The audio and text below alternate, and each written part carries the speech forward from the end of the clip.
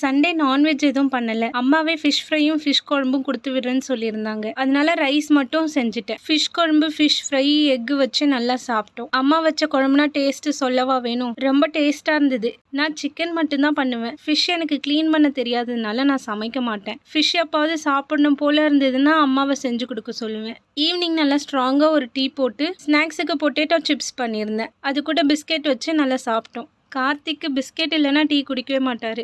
இன்னும் சின்ன பிள்ளை மாதிரி ஒரு பேக்கெட் பிஸ்கெட்டை டீயில் நனைச்சி சாப்பிட்டா தான் அவருக்கு திருப்தியாக இருக்கும். அப்படியே டீ குடித்த கையோடு நைட்டு சப்பாத்திக்கு மாவு பிசைஞ்சு வச்சுட்டேன். சப்பாத்திக்கு சால்னா வச்சிடலான்னு பிளான் பண்ணியிருந்தேன். நைட்டு ஒரு 7:30 போல் சால்னா வச்சுட்டு சப்பாத்தி மாவு தீத்திட்டே இருந்தேன். அதுக்குள்ளே கரண்ட் ஆஃப் ஆயிடுச்சு. அதுக்கப்புறம் 9:30 போல் தான் கரண்ட் வந்துச்சு. அதுக்கப்புறம் வேக வேகமாக தீத்தி அதை 2 அடுப்பில் போட்டு சாப்பிடவே 10:30 ஆயிடுச்சு. சாப்பிட்டு கிச்சன் க்ளீனிங்லாம் முடிச்சுட்டு தூங்க போயாச்சு.